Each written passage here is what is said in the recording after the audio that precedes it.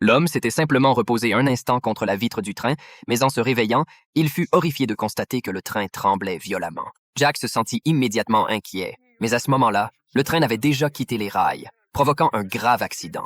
Pendant ce temps, le fils de Jack regardait les informations à la télévision et découvrit la nouvelle de l'accident. Lorsque Jack se réveilla après l'accident, il se retrouva allongé dans un lit d'hôpital. Tous les autres passagers du train avaient tragiquement perdu la vie, mais les médecins furent stupéfaits de constater que Jack n'avait aucune blessure, si ce n'était quelques cheveux arrachés sur le sommet de sa tête. Dans le couloir de l'hôpital, les familles des victimes s'étaient rassemblées. En voyant Jack sortir indemne de sa chambre, tous le fixèrent avec étonnement. Le fils de Jack, soulagé de voir son père sain et sauf, se précipita pour le serrer dans ses bras. Pourtant, Jack lui-même ne comprenait pas comment il avait pu survivre à une catastrophe d'une telle ampleur, ce qui le plongea dans une angoisse inexplicable. Peu de temps après, une cérémonie commémorative fut organisée à l'église locale pour rendre hommage aux victimes de l'accident. À la fin de la cérémonie, Jack découvrit un morceau de papier laissé dans sa voiture. Sur cette note figurait une phrase énigmatique. « Combien de jours de ta vie as-tu été malade ?» En lisant ces mots, Jack regarda immédiatement autour de lui. Bien qu'il n'ait vu personne de suspect,